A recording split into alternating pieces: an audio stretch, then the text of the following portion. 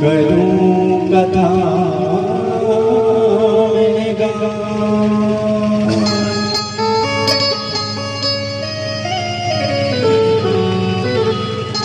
बोले गोपाल कृष्ण भगवान की जय हो। वृंदावन बिहारी लाल की जय हो। राजा रामचंद्र भगवान की जय हो। श्री महाकालेश्वर भगवान की जय। श्री जगत जननी जगदम्बे मात की जय। श्री लाडले लाल हनुमंत लाल जी महाराज की जय। श्री लक्ष्मी नारायण भगवान की जय। श्री अयोध्या धाम की जय। श्री सत्य गुरुदेव भगवान की जय। श्रीमद् भागवत पुराण की जय। परम मंगलमय परात्पर अखिलेश्वर काल करुणा वरुणालय भक्त वांछल कलरू पीतांबर धारी श्री बालकृष्ण लाल की वाणीमय मूर्ति सत्य स्वरूप बाबा श्रीमद् भागवत महापुराण, जिसका आज आपके ग्राम गेलाखेड़ी के अंदर द्वितीय दिवस प्रारंभ होने जा रहा है। सो इस शुभ अवसर पर पधारे हुए परम वंदनीय आदरणीय श्री समर्थ सद्गुरुदेव भगवान के श्री चरणों में साष्टांग दंडवत कोटि कोटि प्रणाम करते हुए सभी स्थान देवता ग्राम देवताओं को कोटि कोटि नमन वंदन करते हुए सभी विद्वज्जन संत समाज ब्रह्म समाज को व्यास मंच से प्रणाम करते हुए सभी भगवान के भक्त प्रेमानुरागी श्रोतागण को व्यास मंच से जय श्री कृष्ण। आइए उस परमपिता परमात्मा की कथा में प्रवेश करने से पहले हम अपने मन और वाणी को पवित्र करें, उसके बाद हम परमात्मा की कथा में प्रवेश करेंगे। बोलिए गोविंद भगवान की जय। जय जय श्री राधा रमण जय जय नवल किशोर। जय गोपी चित चोर प्रभु जय जय माखन चोर। बोलिए राधे रानी सरकार की जय।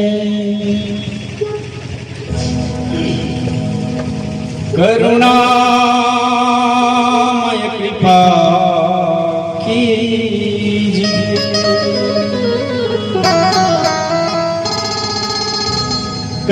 करुणामय कृपा कीजिए मेरी राधे।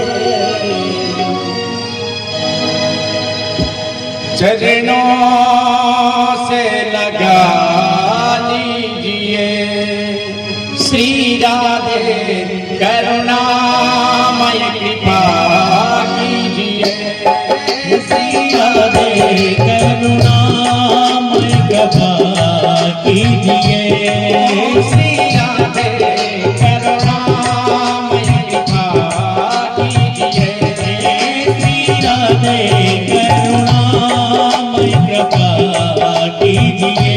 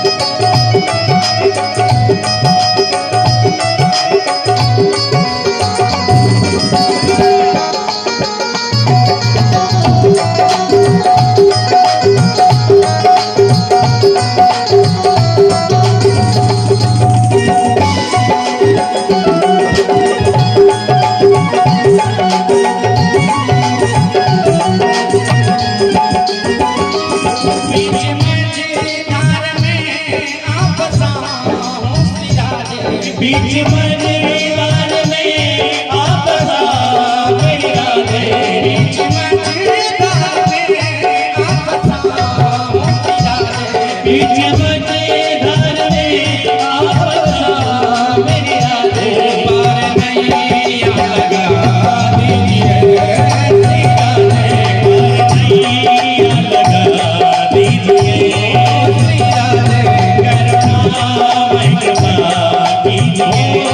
छोड़ दे तेरा में कहाँ जाऊँ श्री राधे, छोड़ दे तेरा में कहाँ जाऊँ श्री राधे, छोड़ दे तेरा में कहाँ जाऊँ श्री राधे, छोड़ दे तेरा में कहाँ जाऊँ श्री राधे, श्री राधे करुणामय कृपा कीजिए श्री राधे, करुणामय कृपा कीजिए।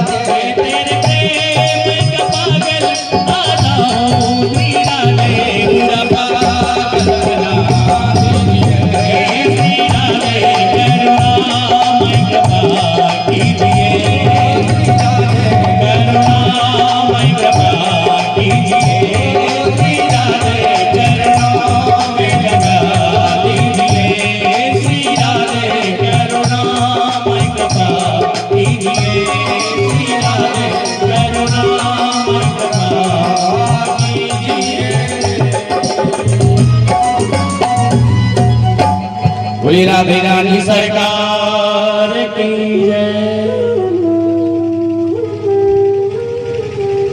अज्ञान ध्वांत विध्वंस कोटि सूर्य समप्रभा शोधख्याहि कथा सारं मम करण रसायनम्।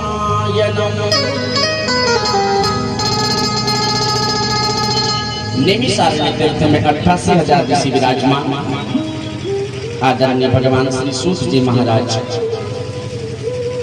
भगवान प्राप्ति का मार्ग ऋषियों को बतला रहा है। ऋषियों ने प्रश्न किया, देव आप हमें वो ज्ञान श्रवण करवाइए जिस ज्ञान को श्रवण कर करके जिसे सुनकर के हमारा मन तृप्त हो जाए और हमें कृष्ण की प्राप्ति हो जाए। अज्ञान विध्वंस कोटि सूर्य समप्रभा। आपके अंदर एक सूर्य नहीं करोड़ों सूर्यों के समान ज्ञान है। आप कृपा कर करके अपने उस ज्ञान से हमारे मन का अंधकार दूर कीजिए। 88,000 ऋषियों का प्रश्न निवेदन। शोधक क्या ही कथा सारम है सूत जी महाराज। उस कथा के सार को सुनने के लिए हमारे कान ललचा रहे। मम कर्ण रसायन, मेरे कान उसे सुनना चाहते हैं। आप कृपा कर करके वो सुनाइए। आदरणीय सूत जी महाराज ने निवेदन किया है, ऋषियों मैं तुम्हें कृष्ण प्राप्ति का मार्ग बता रहा हूं, ध्यान से तुम उसे श्रवण करो। जिस कृष्ण को तुम पाना चाहते हो उस कृष्ण को कैसे पाया जा सकता है, इस विषय पर तुम ध्यान दो। सूत जी महाराज 88,000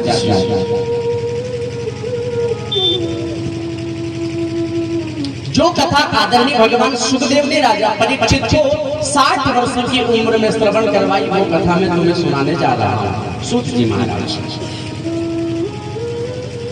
एक बार की बात, महाभारत का युद्ध चल रहा था।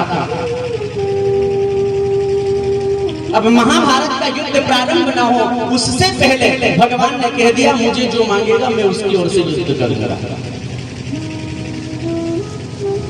अब अर्जुन के मन में ये भाव है कि ऐसा ना हो कि द्वारिकाधीश को दुर्योधन मांग ले।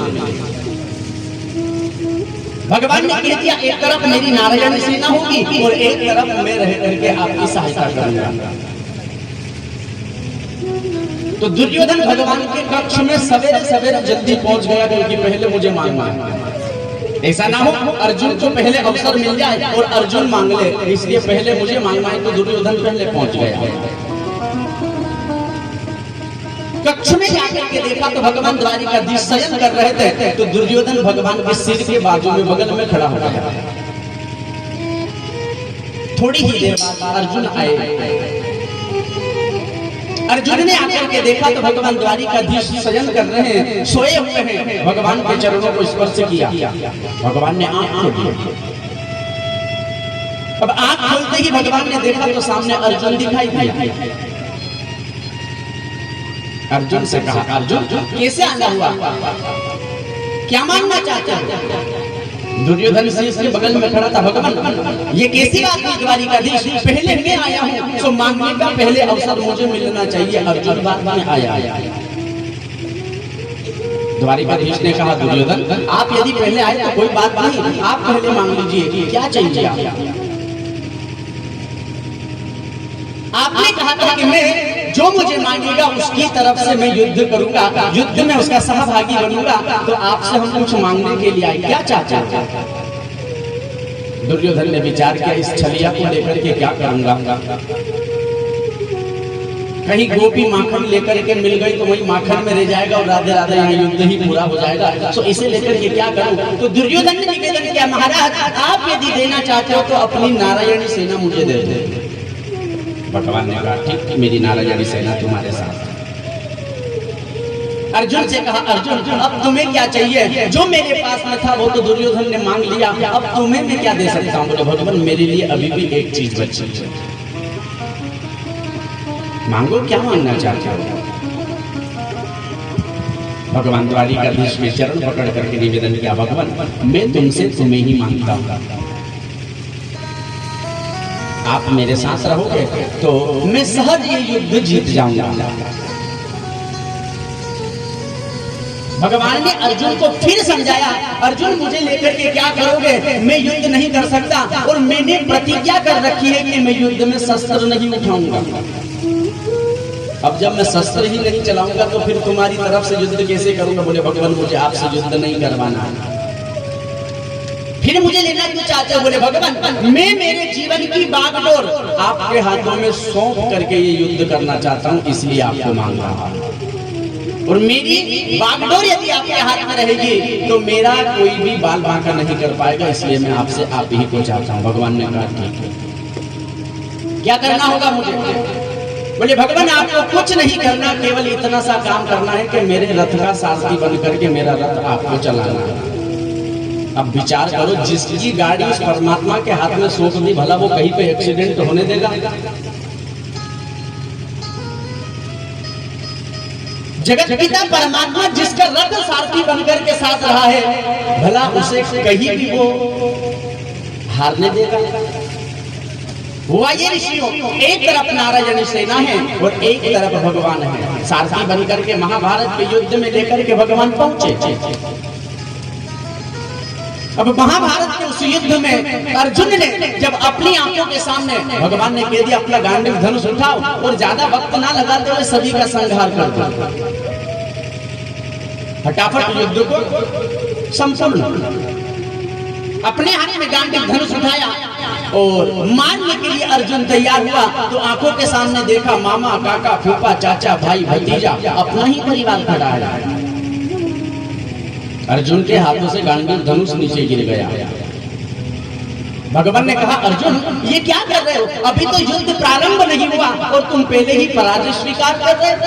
अरे युद्ध करो। बोले भगवान मैं ये युद्ध नहीं कर सकता। क्यों? जिनके लिए राज्य की कामना थी उन्हें मार कर फिर क्या पाऊंगा,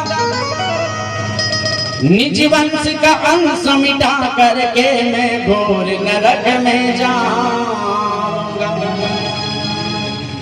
करके व्रत जीवन त्याग भला नहीं बाण पे चाप चढ़ाऊंगा, सिर काट सुयोधन मेरा भले यदुनाथ न शस्त्र उठाऊंगा। भगवान मैं ये युद्ध इसलिए नहीं करना चाहता कि मेरी आंखों के सामने मेरे मामा, काका, फूफा, चाचा, भाई, भतीजा, मेरा ही परिवार खड़ा है। यदि इन्हें ही मैंने मार दिया तो फिर इन्हें मार करके मैं राजपाट यदि भोग भी लूंगा तो फिर क्या होगा? अपनों को यदि मैंने मार दिया तो फिर मैं राजा बन भी जाऊंगा तो किस काम का होगा? राजपाट किस लिए किया जाता है? मकान जमीन जायदाद किस लिए बनाई जाती है? कि उसमें हमारा परिवार सुखी रहे, हमारी आने वाली पीढ़ी सुख भोग सके। लेकिन भगवान मैंने यदि मेरे ही अपनों को मार दिया तो फिर भला मैं ये राजपाट लेकर के क्या करूंगा? भगवान ने विचार किया कि अर्जुन के मन में मोह आ गया है, ये युद्ध नहीं करने वाला। तो भगवान श्री श्याम सुंदर ने उसी महाभारत के युद्ध में अर्जुन को विराट रूप धारण कर करके गीता का ज्ञान श्रवण करवाया। 18 अध्याय वाली गीता जी, 700 श्लोक वाली गीता जी, एकादशी के दिन वार रविवार और 45 मिनट के अंदर मेरे भगवान द्वारिकाधीश ने अर्जुन को श्रवण करवाया। अर्जुन तू क्या इन्हें मारेगा, ये तो पहले ही मरे हुए हैं, तुझे तो केवल एक निमित्त मात्र बनना है। उमा दारू जो सिद्धकी नाई सब ही नचावत राम गोसाई, ये सारा संसार मेरे इशारे पर नाच रहा है, पल भर में मैं इनका संहार कर दूंगा। लेकिन तुझे केवल निमित्त मात्र बनना है, केवल एक मारने का नाटक करना है। मार तो इन्हें मैं पहले ही चुका हूं। अर्जुन को जब गीता का ज्ञान दिया भगवान श्री श्याम सुंदर ने, दिव्य ज्ञान अर्जुन को आया, अर्जुन ने महाभारत के युद्ध को अंजाम तक पहुंचाने के लिए अपने हाथ में गांडीव धनुष उठाया और हे ऋषियों, एक एक कर भगवान के उस पार्थ ने, अर्जुन ने सभी को मृत्यु अवस्था में सुला दिया, सभी का वध कर दिया। एक केवल दुर्योधन बचा। दुर्योधन भीम से युद्ध करने गया, भीम ने जंघा तोड़ दी, मूर्छित होकर के दुर्योधन जमीन पर पड़ा धराशाही। अश्वत्थामा आया और अपने ही रक्त से तिलक कर दिया, मैं तुम्हें मंत्री पद के लिए स्वीकार करता हूँ, तुम जाओ और जाकर के पांचों पांडवों के सिर काट लाओ। अश्वत्थामा पांचों पांडवों को मारने के लिए चला। इधर शिविर में भगवान द्वारिकाधीश पांडवों को सुला करके और आप स्वयं अपने हाथ में लाठी लेकर के शिविर का पहरा दे रहे हैं। रात्रि की 12 बज रहे हैं। अर्जुन की नींद खुली। अर्जुन ने देखा कि हमारे द्वार पर ये कौन फिर रहा है। बाहर आकर के देखा तो भगवान द्वारिकाधीश अपने हाथ में लाठी लेकर के घूम रहे हैं। भगवान ये क्या, आपको नींद नहीं आ रही? अर्जुन तुम्हें नींद आ रही है? बोले भगवान हमें तो सीना तान कर बेचैनी, अब कोई हमें चिंता नहीं है, अब हमें आनंद की नींद आ रही है। अर्जुन तुम्हें किसी बात का भय नहीं है? बोले भगवान हमें किससे भय हो सकता है? सोते हुए यदि तुम्हें कोई मार करके चला जाएगा तुम क्या करोगे? बोले भगवान कैसे हो सकता है? जाको राखी साया मार सके ना को, बाल नबा को कर सके चाहे जग बेरी हो। अर्जुन तुम्हें यदि सोते हुए कोई मार करके चला गया तो मैं कहां जाऊंगा, मैं क्या करूंगा? अर्जुन निवेदन कर रहे हैं भगवान हमें चिंता नहीं हमारी, तुम्हें चिंता हमारी है, हम जानते हमारे प्राणों के रक्षक स्वयं सुदर्शन चक्रधारी है। आप ही बताओ भला आपके होते हुए दुनिया की कौन ताकत हमें मार सकती है? जब आप स्वयं अपने हाथ में लाठी लेकर के पहरा दे रहे हो तो भला आप बताओ हमें कौन मार सकता है? भगवान द्वारिकाधीश ने अर्जुन को कहा हमें यह स्थान सुरक्षित नहीं दिखाई देता, हमें कहीं और चलना चाहिए। हे ऋषियों, भगवान ने पांचों पांडवों को ले जाकर के दूसरे शिविर में सुला दिया और द्रौपदी के 5 पुत्र उसी कक्ष को खाली देख करके वहां आकर के लेट गए और अश्वत्थामा ने आकर के पांचों के सिर काट लिए। पांचों के सिर। सवेरा हुआ, सवेरे सभी जग गए। अब सब जब उठे तो देखा कि द्रौपदी के 5 पुत्र अभी तक उठे नहीं। द्रौपदी जगाने के लिए गई और शिविर में जाकर के जब देखा तो वहां पर 5 पुत्रों को मरण अवस्था में देखा। विलाप करने लगी द्रौपदी, ना जाने किस दुष्ट ने मेरे पुत्रों को मार दिया, क्या बिगाड़ा था इन अबोध बालकों ने जो सोते हुए उन्हें मार करके चला गया। विलाप कर रही है द्रौपदी, रो रही है। हे ऋषियों, द्रौपदी का विलाप सुन करके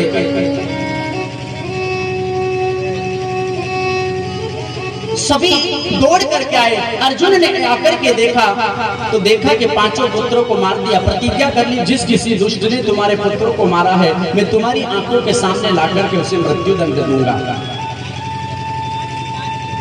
भगवान श्री श्याम सुंदर को अपने साथ में लिया और साथ में लेकर के और अश्वत्थामा को पकड़ने के लिए चले। और हे ऋषियों, अश्वत्थामा को पकड़ करके ला करके द्रौपदी के सामने डाल दिया।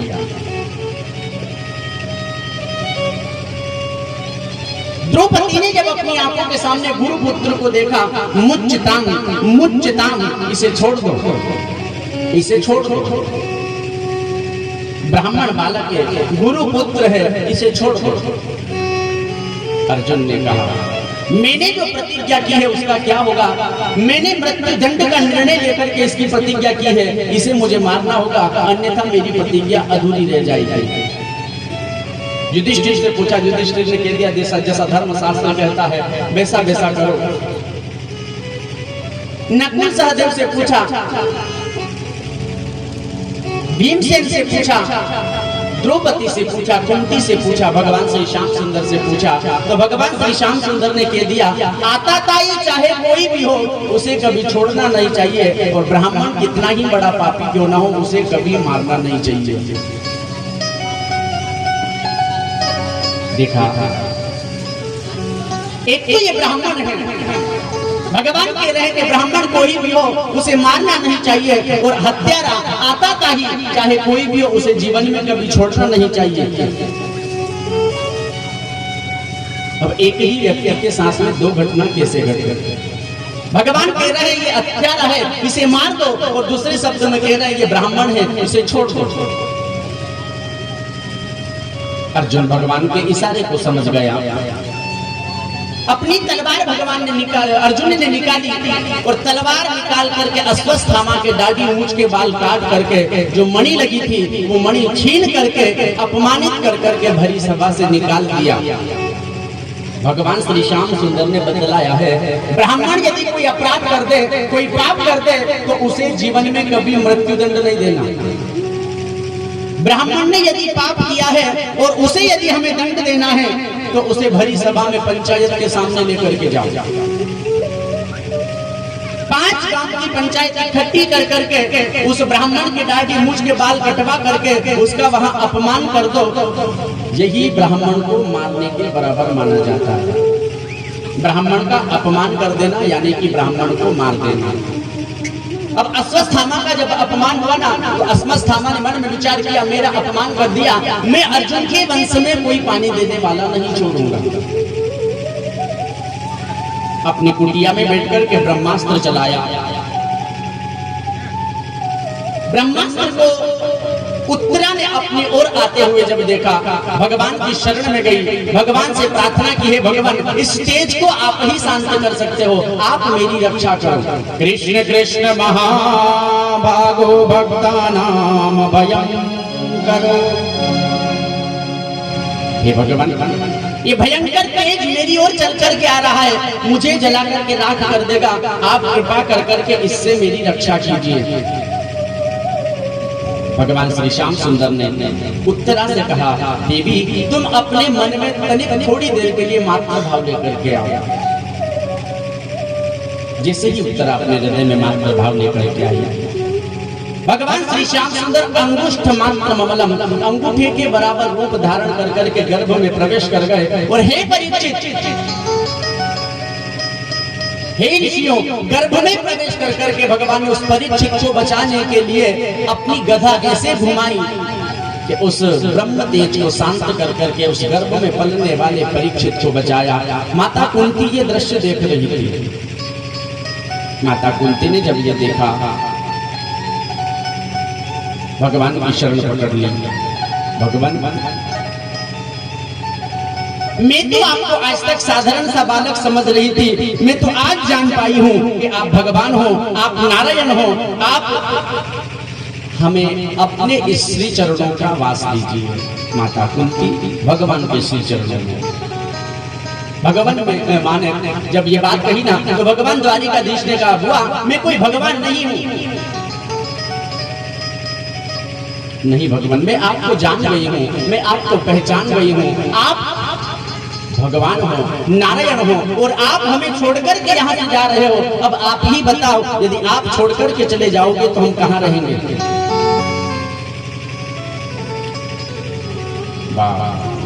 सभी सभासद पांडवों सहित भगवान श्री श्याम सुंदर को घेर करके खड़े हैं। माता कुंती निवेदन कर रही है भगवान आप यदि हमें छोड़ करके चले जाओगे हम कहाँ जाएंगे? निवेदन कर रही है माता कुंती। मुझे दास बना कर रख लेना भगवान तुम अपने चरणों में। मुझे दास बना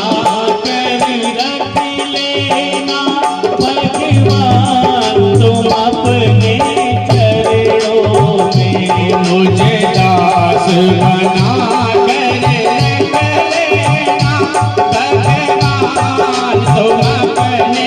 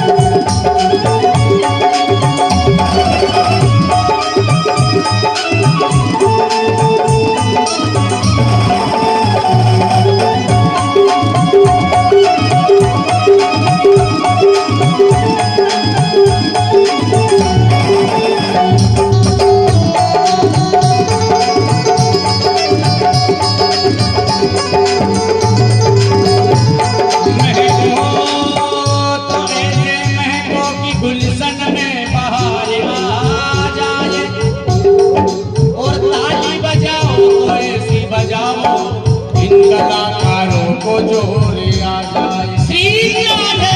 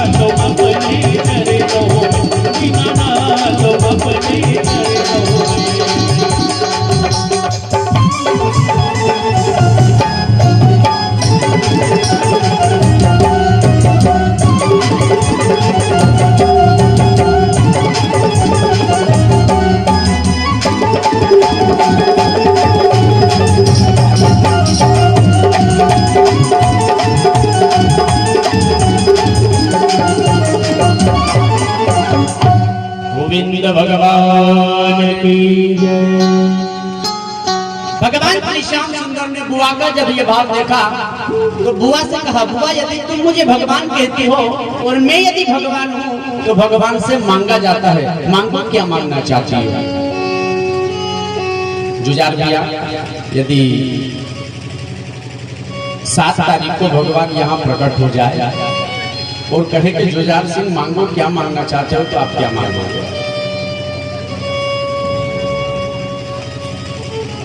केवल जुझार सिंह दादा नहीं, आप लोगों के बीच में भी भगवान यदि प्रकट हो और आपसे कहे कि माता बहने मांगो क्या मांगना चाहते हो, तो क्या मांगोगे? ये भगवान सब मोटरसाइकिल पे बैठ करके जाए तो एक मोटरसाइकिल हमें भी दिलवा दो। भगवान सबके पास जीव है, हमारे पास जीव नहीं है, तो तू एक 4 व्हीलर गाड़ी दिलवा दे।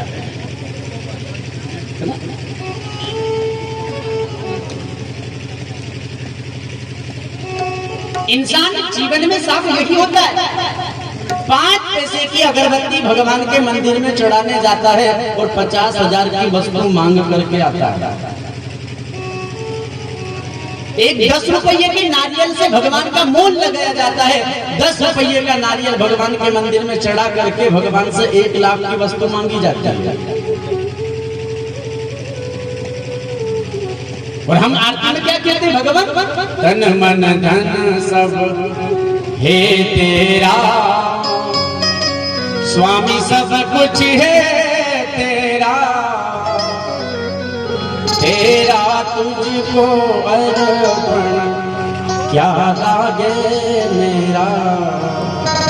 ओम जय जगदीश हरे। ये आरती में बड़ी जोर जोर से सब ताली बजा बजा धन मन धन बजाओ तो बता रहा, ऐसे ताली बजा बजा करके साहब इससे बड़ा भगत भगवान के लिए कोई होगा ही नहीं। सारा समर्पण भगवान के लिए इसी का। और भगवान से ये बात हम कहें और भगवान प्रकट हो जाएंगे, चल तन मन धन सब जब मेरा है तो फिर ला ये 10 बीघा जमीन मंदिर के नाम कर। जब सब कुछ तेरा है तो फिर नाम करने में क्या? लेकिन साहब जुझार दादा गेला खेड़ी के लोग भगवान की आरती करते, लेकिन ये नहीं कहते। मन में तो कहते हैं कि तन मन धन ऊपर से, और मन में एक और बात चलती रहती है भगवान के लिए। अब मुंह से बोल रहे हैं तो तन मन धन सब है तेरा, और मन में क्या कह रहा है? तन मन धन सब है मेरा, स्वामी सब कुछ है मेरा, मेरा मुझको अर्पण क्या लागे तेरा। ओम जय जगदीश हरे।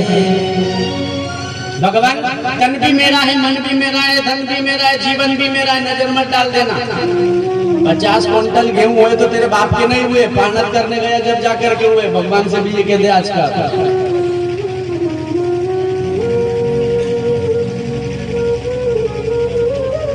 लेकिन मेरे बहन भाइयों ध्यान दीजिएगा,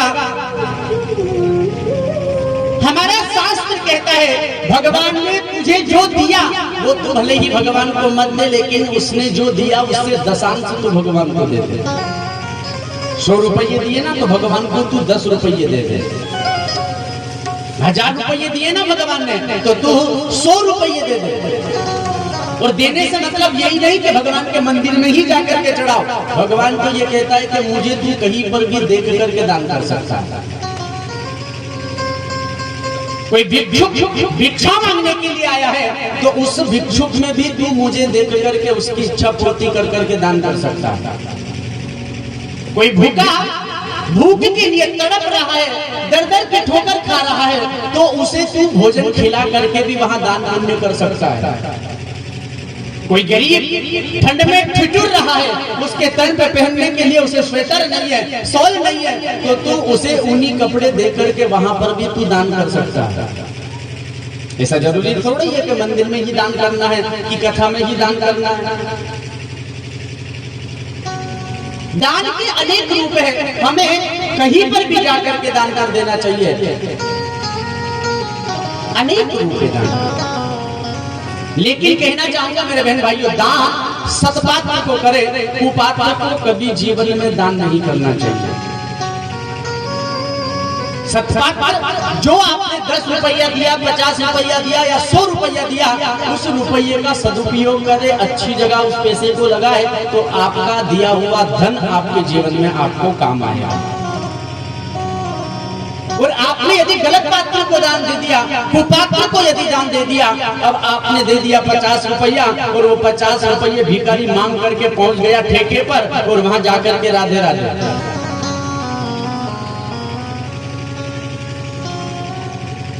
तो 100% में से 10% तो पाप आपको भी लगना है, क्योंकि आप यदि उसे 50 रुपये नहीं देते तो वो गलत रास्ते पर, गलत मार्ग पर पीने के लिए नहीं जाता, उसका दंड भुगतना पड़ता है। इसलिए जीवन में सोच समझ करके दान पुण्य करना चाहिए। यदि कोई भिक्षुक आया है तो पैसे दान में मत दिया करो। तुझे क्या चाहिए? कपड़े चाहिए तो कपड़े पहन ले, चप्पल चाहिए तो चप्पल पहन ले, भूख लगी है तो रोटी का, जिस चीज की तुझे जरूरत है सदुपयोग अपने धन का कीजिए। जिस तरह से कपड़े में मेल लग जाने पर उसे सर्फ से साबुन से धोकर के स्वच्छ कर लिया जाता है, उसी प्रकार से हमारे मन में, हमारे तन में यदि गंदगी लगी हुई है, मेल लगा हुआ है, तो उसे दान देकर के, सत्संग सुन करके शुद्ध किया जा सकता है। दान देंगे, दान पवित्र होगा। दान यदि हम करेंगे तो हमारे घर में रखा हुआ धन पवित्र होगा, और दान यदि नहीं करेंगे ना मेरे बहन भाइयों, तो जो घर में धन रखा है, रखे रखे वो भी अपवित्र होने लगेगा और गलत मार्ग पर लेकर के जाएगा। यहाँ ऋषियों को भगवान श्री सूत जी महाराज बतला रहे हैं। बुआ से कहा, बुआ मांग क्या मांगना चाहती है? तो बुआ ने एक ही वरदान मांगा, गोविंद यदि देना ही चाहते हो तो केवल एक वरदान मांग, केवल एक वरदान मैं मांगना चाहती हूँ, आप वही वरदान मुझे दे दीजिए। बुआ ने एक वरदान मांगा, भगवान आप यदि मुझे वरदान देना चाहो तो केवल एक वरदान यही दे दो कि मेरे जीवन में, मेरे घर कभी सुख नहीं आए, मेरे ऊपर दुख पर दुख आता रहे, ये वरदान आप मुझे दे दो। देखो बुआ ने मांगा दुख। भगवान ने कहा, बुआ कैसी बात करती हो, बचपन से लेकर 55 तक दुख उठाया, अब सुख का समय आया है, फिर भी तुम दुख मांग रही हो? अरे सुख मांग लो। बोले नहीं भगवान, मुझे ये सुख नहीं चाहिए। सुख की माथे सील पड़े जो हरी हृदय से जा, बलिहारी वह दुखन की जो पल पल नाम रटा। भगवान मुझे सुख नहीं चाहिए, आज यदि तुम मुझे सुखी कर दोगे, सुख मिल जाएगा, तो सुख में मैं आपको भूल जाऊंगा। मेरे पास यदि दुख रहेगा, मैं यदि दुखी रहूंगी, तो दुख में मैं आपको याद करूंगी, और दुख में आप हर वक्त मेरे साथ रहोगे, इसलिए मुझे दुख दे दो। भगवान ने कहा, वो ये मेरे बस की बात नहीं है, मैं किसी को दुख नहीं देता और ना ही मैं किसी को सुख देता हूँ। ये हमारे मन की एक मानसिकता है साहब कि भगवान ने अच्छा नहीं किया, दुख दे दिया, भगवान ने बुरा कर दिया। भगवान कभी किसी का बुरा नहीं करता। राम न काहू को मारते और नहीं हत्यारे श्याम, अपने आप मर जाते हैं हम कर कर खोटे काम। भगवान किसी का बुरा नहीं करता मेरे बहन भाइयों। अब हमारी एक मानसिकता बनी हुई है, बोले ये मकान किसने बनाया? बोले गुरुजी मैंने बनाया। ये जमीन किसकी है? बोले गुरुजी जहां तक नजर आपकी पड़ रही है ये सारी जमीन हमारी ही है। ये बड़ी सी गाड़ी 4 व्हीलर खड़ी है, ये किसकी है? बोले गुरुजी ये मेरी है। 50,000 60,000 रुपये की भैंस लाकर के खूंटे से बांधी, ये भैंस किसकी है? बोले गुरुजी मेरी है। रात्रि में आज लेकर के आए 60,000 की भैंस लाकर के बांधी, रात भर हुई, सवेरे जब दूध लगाने के लिए गए तो देखा कि भैंस मरी हुई पड़ी। राम राम, भगवान ने अच्छा नहीं किया, भैंस मारनी। क्यों? भैंस मारने भगवान आया था? खरीद करके तो तू लाया और मारने के लिए भगवान आया। अच्छा करते हैं, हम करते हैं, और बुरा यदि हो जाए तो भगवान ने बुरा कर दिया। 70, 80, 90 की स्पीड में भाई गाड़ी चला रहा, अब मोटरसाइकिल चल रही है इतनी तेज रफ्तार में, और फोन आ गया। अब फोन उठाते वक्त भाई साहब ने हेलो हाय में गाड़ी घुसा दी किसी टैंकर में, एक्सीडेंट हो गया। लोग क्या कहेंगे? राम राम, भगवान ने अच्छा नहीं किया, भला मानस आदमी था, एक्सीडेंट में मर गया। तो भगवान ने कही थी कि मोटरसाइकिल इतनी तेज चलाना और हाय हेलो करना। कर्म गलत हम करते करते हैं और दोषारोपण हम परमात्मा पे करते हैं कि परमात्मा ने अच्छा नहीं किया। मैं कहना चाहता हूं मेरे बहन भाइयों, भगवान ना कभी किसी का बुरा करता है, ना कभी किसी का भला करता है, ना किसी को सुख देता है, ना किसी को परमात्मा दुख देता है। अपने आप मर जाते हैं कर कर खोटे काम। कई लोग कहते हैं, बोले साहब हमारी आंखों के सामने पैदा हुआ, आज तक कोई गलत काम नहीं किया और भगवान ने ऐसी मौत दे दी। तो मेरे बहन भाइयों ध्यान देना, उसने इस जन्म में नहीं किया तो क्या हुआ, लेकिन अगले जन्म में इतना ही बुरा कर्म कर करके आया जिसकी वजह से उसे ये दंड भुगतना पड़ा।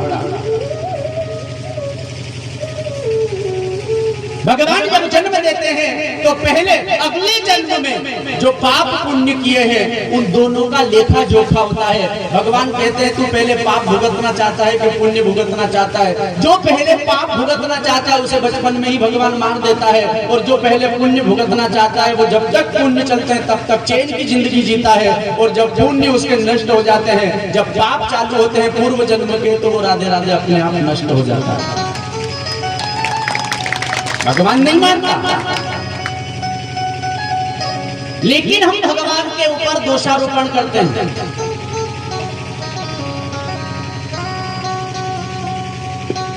भगवान ने 18 फीट में पानी दे दिया तो ये भी हमारा कोई कर्म होगा जो भगवान ने दे दिया।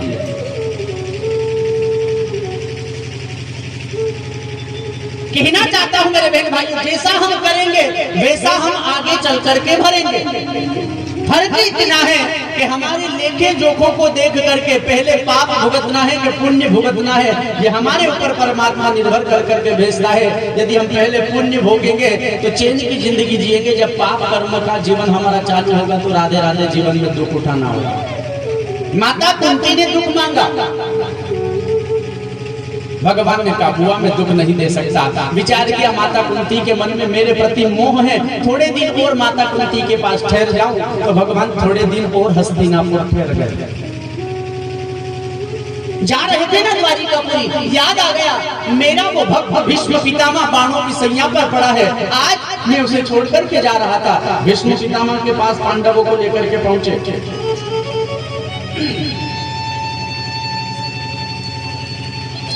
भीष्म पितामह बाणों की सैया पर है, पांचों पांडव आगे हैं, द्रौपदी, सुभद्रा, उत्तरा, माता कुंती सभी आगे हैं और आप द्वारिकाधीश पीछे। सभी ने प्रणाम किया, पितामह प्रणाम। यशस्वी भव। भगवान ने कह दिया पितामह से अपने राजपाट का कुछ तौर तरीका पूछ लो, कैसे राजपाट करना है। तो युधिष्ठिर ने भगवान से अपने पितामह से निवेदन किया, बाबा आपके आशीर्वाद से हम राजा बन गए, अब राजा का कर्म क्या है, कर्तव्य क्या है, आप ये बतलाओ। भीष्म पितामह ने कहा बेटा युधिष्ठिर एक बात जीवन में ध्यान रखना, इस संसार में वस्तु न कोई, बेटा बेटी भाई पत्नी सब मतलब के यार। युधिष्ठिर तू राजा बन गया है तो राजा का कर्तव्य होता है कि वो अपने पारिवारिक व्यवहारों में अपना जीवन बर्बाद ना करे।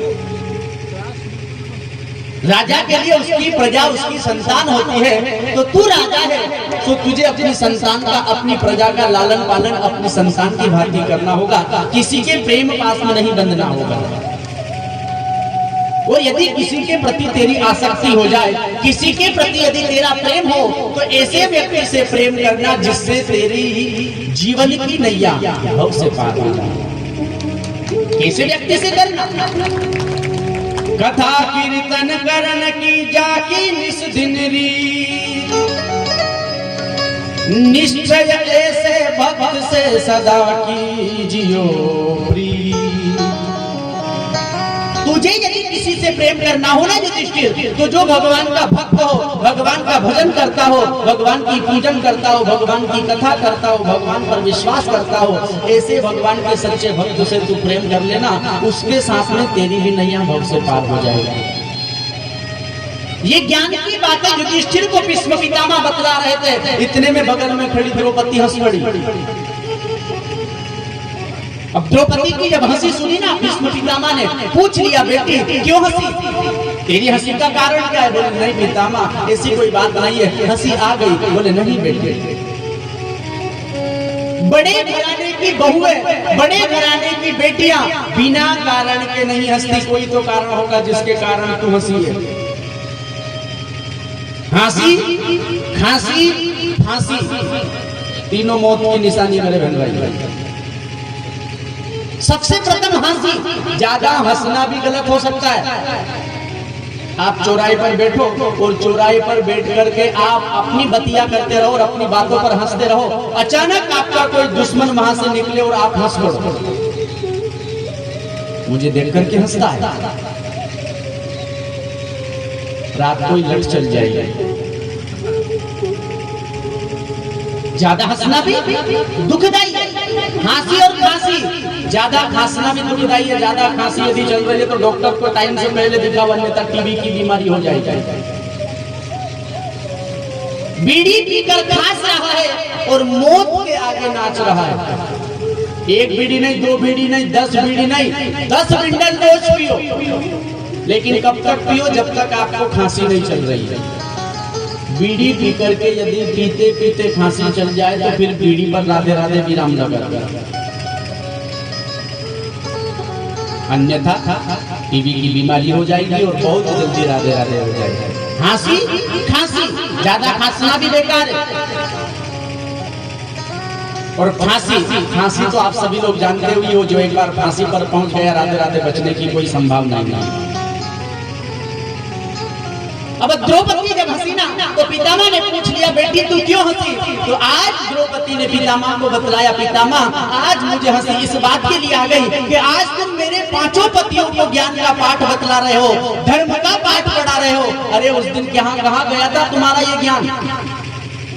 उस दिन कहाँ गया था तुम्हारा ये धर्म?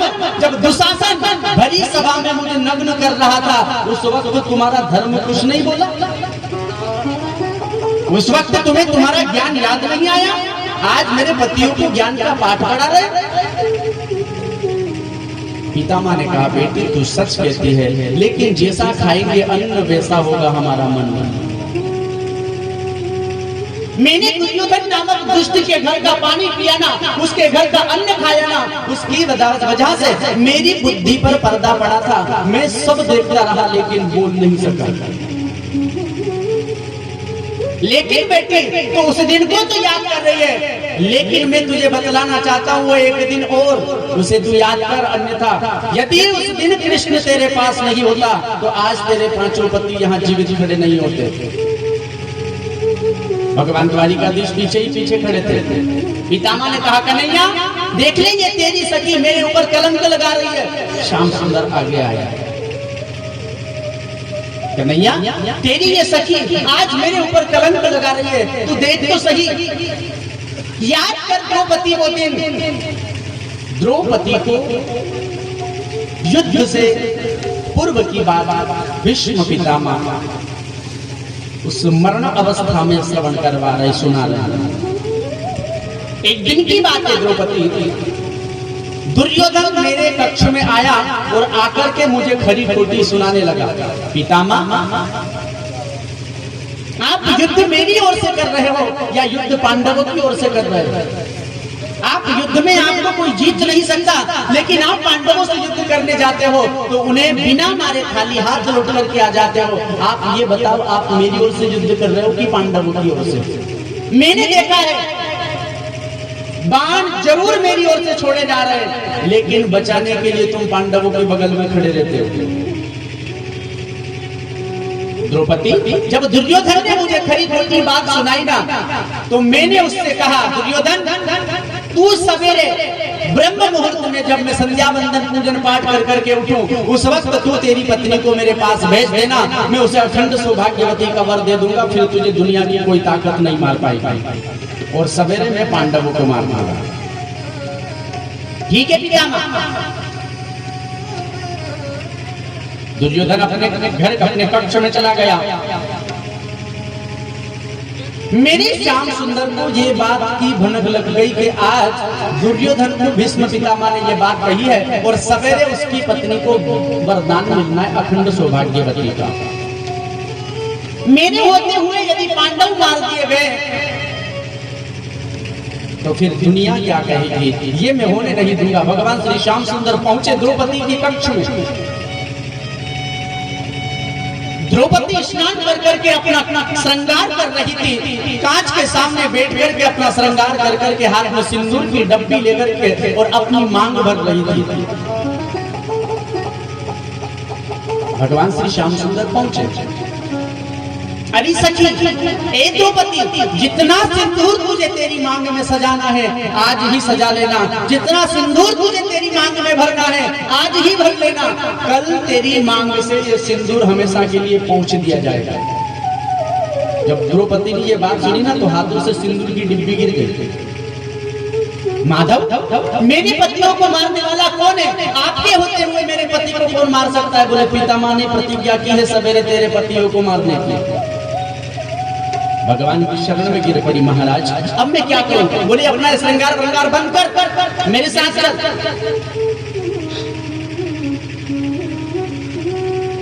देखिए मेरे बहन भाई, द्रौपदी मांग भर रही है सिंदूर से। सिंदूर की बहुत बड़ी महिमा और आजकल मेरी माताएं मांग भरती है। ना जाने कौन कौन से चल गए, फिंगड़ू क्या क्या है। और मांग भरने का एक तरीका है, यहां से लेकर के मांग ब्रह्मरंध्र तक भरी जाती थी, लेकिन आजकल तो मेरी माताओं को कहां इतना समय एक केंडला उठा करके चिपकाया और मांग भराया। मेरी बहनों, मैं कहना चाहता हूं अपने शीश से लेकर के यदि आप ब्रह्मरंध्र तक जितनी बड़ी मांग आप भरोगी उतने ही आपके पति के ऊपर आने वाली विपत्तियों का विनाश होगा, आपके पति पर आने वाले संकट दूर होंगे। आजकल देख रहे हैं ना बेचारे आधी उम्र में क्यों मर रहे हैं? क्योंकि मांग छोटी हो गई तो बेचारा नहीं मरेगा तो कहां जाएगा। और हम कह रहे हैं कि पहले के खाने खुराक में इतनी ताकत थी कि लोग 80-80, 90-90, 100-100 साल जी रहे और आजकल नहीं जिए तो कहां से जिएंगे? जब मांग आधी हो गई तो बेचारा आधी उम्र में नहीं जाएगा तो क्या करेगा? पहले मांग बड़ी हुआ करती थी, जो भरने वाली मांग है वो पहले बड़ी हुआ करती थी और आज के युग में मांग बड़ी है और मांग छोटी है। समझ रहे हो मेरी मतलब? पहले मांग बड़ी हुआ करती थी, मांग ज्यादा भरी जाती थी और पति से जो मांगती थी तो बहुत थोड़ा मांगती थी। और आज मांग छोटी भरी जाती है और पति से मांगती है तो जितनी मांग नहीं भरी उससे ज्यादा मांग लेती है। मेरे बहन भाई ध्यान देना अपने जीवन में। एक बार की बात है,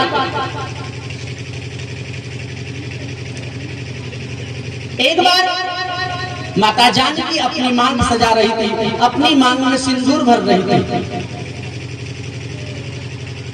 लाडले लाल हनुमान जी लाल वहां पहुंचे।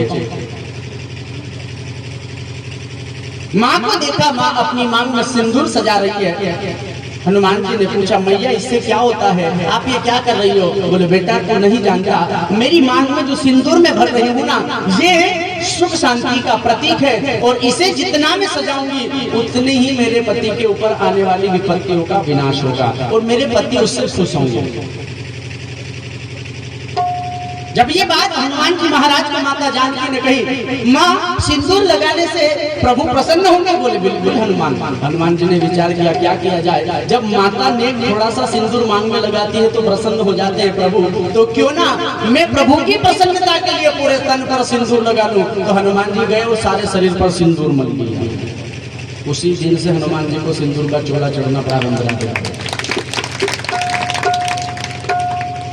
अब सिंदूर लगा करके और हनुमान जी महाराज राम जी के पास पहुंचे। अब राम जी अपने कक्ष में लेटे हुए थे।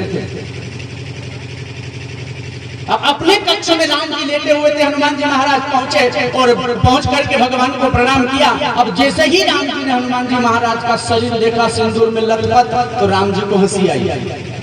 अब राम जी जब हंसे ना तो हनुमान जी ने मन में विचार किया, माता सच कहती है कि सिंदूर को देख करके भगवान प्रसन्न होते, कूदने लगे, नाचने लगे। आज मुझे देख करके मेरे प्रभु प्रसन्न हो गए, आज मुझे देख करके मेरे प्रभु प्रसन्न हो गए। बड़ी प्रसन्नता हुई। और साफ बात सत्य है, सिंदूर चढ़ाने से हर काम होता है।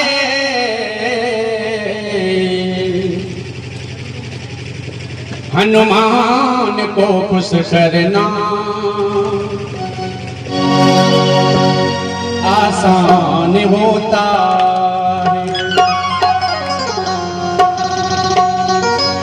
किसी के ऊपर यदि विपत्ति हो, संकट हो, तो हनुमान जी महाराज आप जाओ कहीं ज्योतिषी के पास, किसी ब्राह्मण के पास, किसी देवता के पास, तो बोले हनुमान जी के यहाँ चोला चढ़ा देना, तेरी मनोकामना पूरी हो जाएगी।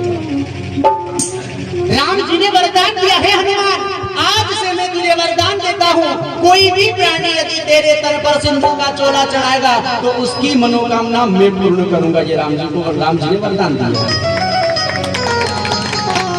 तो उसी दिन से हनुमान जी महाराज के ऊपर चोला चढ़ने लगा है और हर एक भक्त की मनोकामना उसी दिन से सिंदूर का चोला चढ़ा देने से पूर्ण होने लगी है। हनुमान को खुश करना आसान होता है। हनुमान को खुश करना आसान होता है। सिंदूर चढ़ाने से हर काम होता है।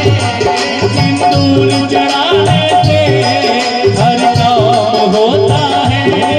सिंदूर चढ़ाने से हर काम होता है। सिंदूर चढ़ाने से हर काम होता है। हनुमान को खुश करना आसान होता है।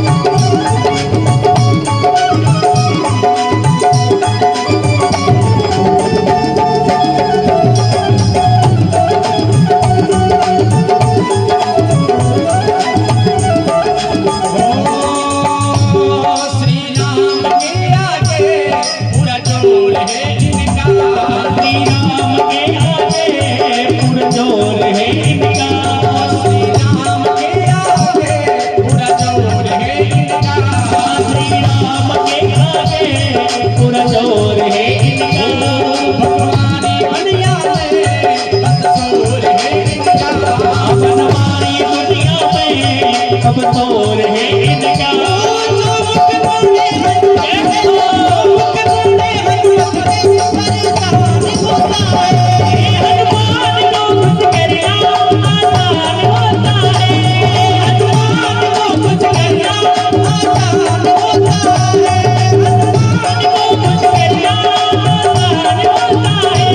सिंदूर चढ़ाने से हर काम होता है। सिंदूर चढ़ाने से हर काम